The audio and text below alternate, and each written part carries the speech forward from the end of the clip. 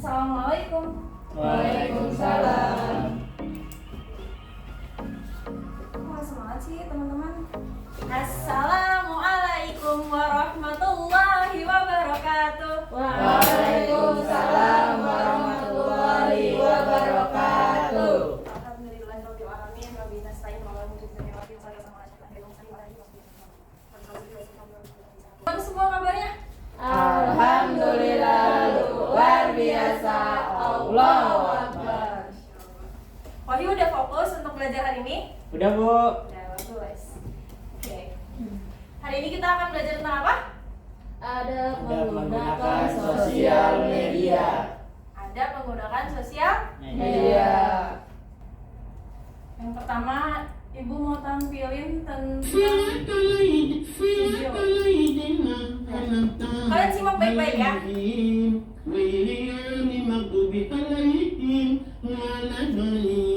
Sampai orang menjadikan sembahyang itu sebagai sebagian bahan lakonan, bahan konten dalam media sosial.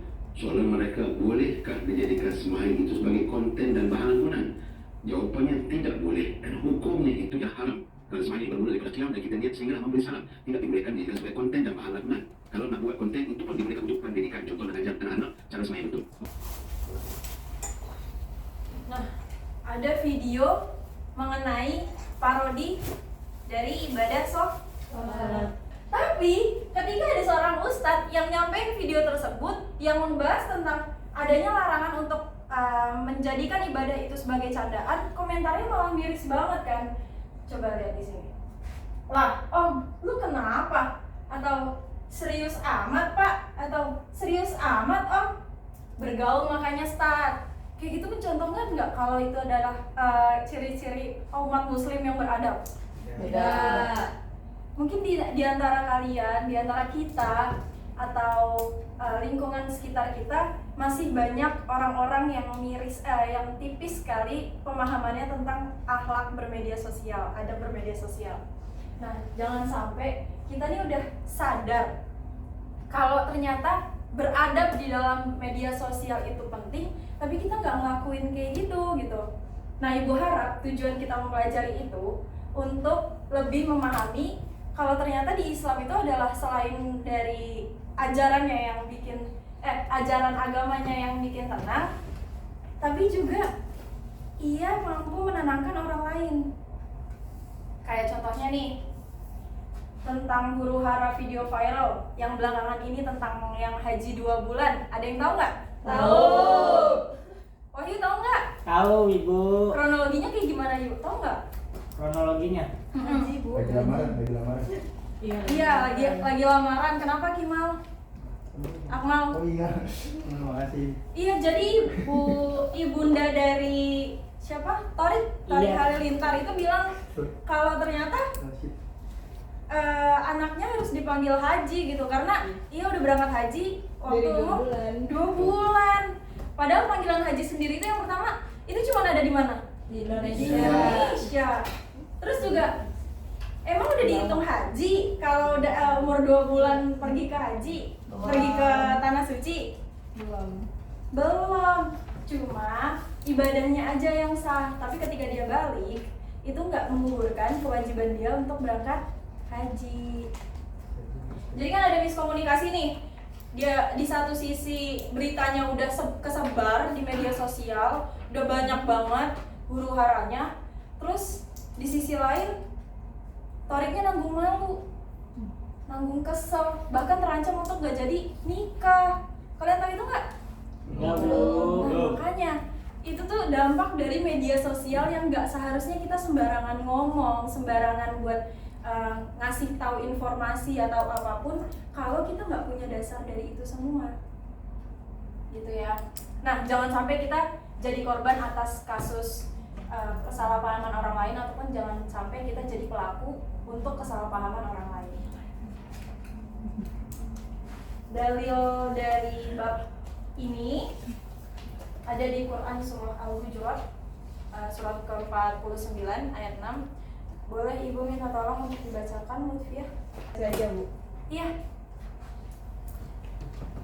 A'udzu billahi minasyaitonir rajim.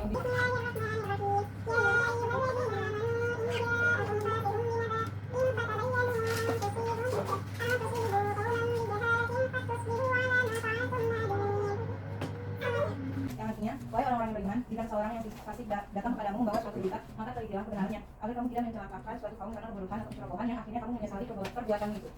Dari situ kita semua bisa yakinin kalau ternyata di dalam Islam juga sangat mewanti-wanti apabila kita menerima informasi ataupun berita yang masuk ke dalam diri kita, yang kita baca, yang kita lihat, itu jangan sampai kita kemakan sama berita tersebut. Kita harus cari tahu nih, cross check ulang nih, ini beritanya benar atau enggak, ini beritanya valid atau enggak. Jadi jangan maulah kemakan gosip abal-abal gitu. Paham sampai sini? Ada yang mau ditanyain? Tahu. Lanjut ya. Adab, kita masuk ke materi. Adab. Apa itu adab? Akhlak. Akhlak. Perilaku. Perilaku. Satu-satu dong. Apa lagi? Jabatan, Bu. Jabatan. Oke, boleh. Adab secara bahasa.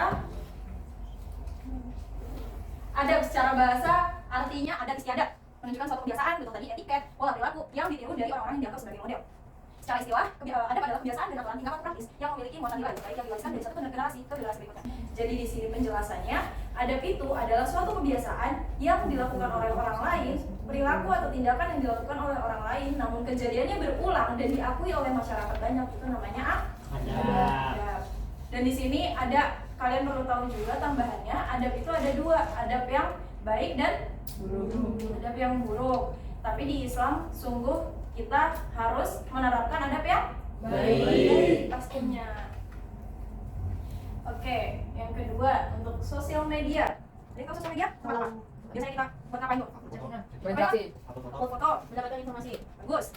Sekian, dapatkan informasi. Kedua mungkin menjawab pendidikan, untuk pendidikan. Kita sosial media adalah media berbasis internet yang memungkinkan pengguna berkesempatan untuk berinteraksi dengan orang lain dan mempresentasikan dirinya dengan khalayak umum atau khalayak luas. Kalau yang di sini teman-teman semua pakai media sosial, pakai TikTok, pakai Instagram, X, mungkin Threads, Enggak setinggal juga. pasti WhatsApp pakai semua ya. Oke, Bu. Dari yang kelima atau keempat media sosial yang udah kalian punya, kira-kira dampak apa yang pernah kalian rasakan di dalam kehidupan ini? Dampak apa sih? Iya, dampak positif apa yang kamu dapat dari pakai Instagram, pakai WhatsApp? Kita jadi tahu informasi-informasi yang jauh dari lingkungan kita gitu. Betul. Apa informasi yang kamu dapat waktu itu? Apa kayak Tentang berita baik? tentang pendidikan atau berita Palestina yang sedang Iya. gitu. Karena itu pasti diposting di media sosial dimanapun ya. Iya. Oke, pentingnya adab dalam bermedia sosial. Yang pertama, untuk menghindari pengaruh dan dampak negatif. Kalau kita udah beradab, kalau kita yakin kita udah ngerasa bijak dalam menggunakan sosial media, pasti kita juga ngerasa kalau kita akan terhindar dari yang namanya SARA. Ada yang tahu SARA? Rasis, betul. Tentang suku, tentang agama, dan macamnya ya.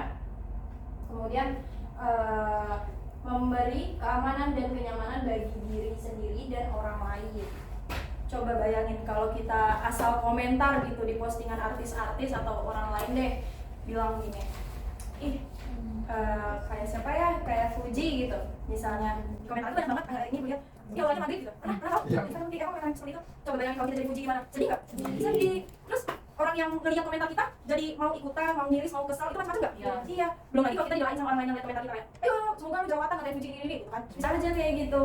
Kita nggak pernah tahu dampak dari sosial media yang bikin kita ngerasa terbebani sendiri nantinya. Jadi penting banget untuk memperhatikan ketikan ataupun postingan yang akan kita gunakan di sosial media. Kemudian mendapat informasi yang baik dan digunakan sebagai media belajar atau berbisnis. Bener banget tuh tadi yang dibilang sama Siti Fatimah. Kalau media sosial bisa jadi ajang informasi untuk mendapatkan info tentang pendidikan. Misalnya kayak info beasiswa. Pernah ada yang beasiswa di sini? Belum ada. Kita cari. Coba kita sama-sama cari ya di Instagram atau di mana untuk info beasiswa, oke? Iya. Yang apa memberi contoh yang baik untuk orang lain. Nah, misalnya nih kita punya adik, atau di sini anak pertama atau sebagai adik? Anak pertama saya, Bu. Nah, biasanya kan jadi anak pertama, tapi kalau punya adik, kalau kita terakhir nih, pasti punya adik tingkat lah. Yang seenggaknya bisa contoh kita adalah pribadi yang baik, adalah pribadi yang berintegritas, yang bijak, ada bermedia sosial yang yang perlu diperhatikan itu yang pertama, niat untuk hal baik. Niat untuk hal baik kira-kira niat itu apa? Untuk hal yang baik bu. Iya, baiknya apa? Misal, mengerjakan tugas. oke, Itu kan baik bu. kita contohkan. Niat untuk hal baik nilai ta'ala. Jadi kalau posting-posting ini misalnya, ini kiranya akan nambahin keimanan teman-teman aku nggak ya kalau aku posting gitu, atau malah nimbulin mudarat ya untuk orang lain. Nah itu kita harus pikir lagi nih. Sama itu juga kalau bermedia sosial juga saling memperhatikan itu ya, untuk kebermanfaatan kita semua. Meneliti fakta atau benar informasi yang diterima itu masuk ke adab bermedia sosial. Kemudian yang ketiga, mengajak pada kebaikan, menyampaikan informasi atau komentar dengan cara yang baik, sama yang tadi definisi. Kemudian menghindari bahasa yang menyinggung atau menghina orang lain. Jangan sampai kita menyakiti hati orang lain dan jangan sampai kita juga disakitin sama orang lain. Jadi alangkah baiknya kita memperbaiki diri kita sendiri sebelum memperhatikan orang lain. Oke, di sini ibu punya soal kelompok. Pertama ibu bagiin dulu kertasnya. Nanti kalian duduk sesuai kelompoknya masing-masing ya. Iya bu. Ambil secara random.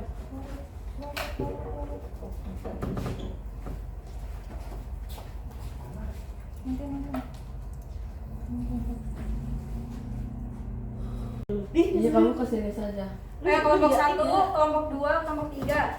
Silakan. Tiga sini. Oh yaudah, sekarang kalian siapkan kertas untuk menjawab pertanyaan-pertanyaan yang ibu berikan. Udah, kelompok 1 mana?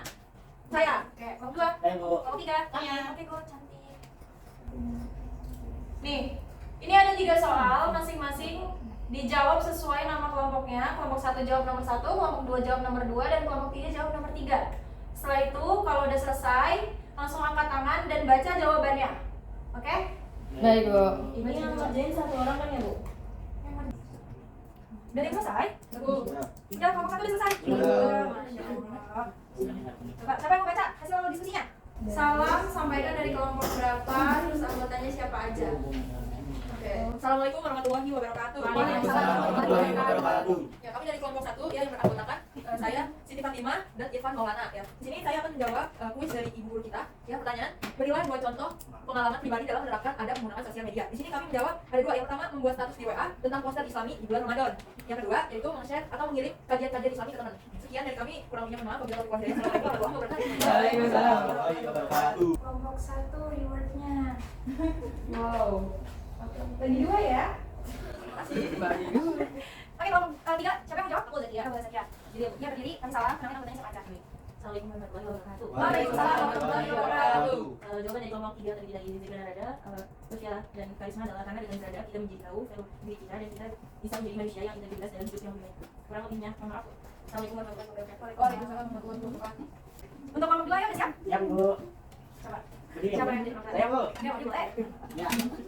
Langsung aja bu jawab ya bu. Ya, boleh. Ya soalnya apa saja hikmah yang dapat diperoleh dari menerapkan adab dalam menggunakan media sosial? Yang pertama, terhindar dari fitnah bu. Ya, bagus. Terus menjaga reputasi diri sendiri, lalu ada menjalin hubungan yang harmonis, menyambut tali silaturahmi, dan yang terakhir adanya rasa tanggung jawab. Oke. Jadi tadi udah diskusi sama Wahyu, aku mau dijawab sendiri? Udah, aku mau diskusi. Mungkin cukup sekian pembelajaran hari ini. Ibu harap kita semua bisa menerapkan kebijakan dalam menggunakan sosial media. Jadi nggak hanya belajar hari ini aja nih, kita ngerasa kalau oh iya bermedia sosial harus beradab. Nggak cuma kayak gitu, tapi kita harus tetap menerapkannya. Oke, kurang lebihnya mohon maaf. Wassalamualaikum warahmatullahi wabarakatuh. Waalaikumsalam.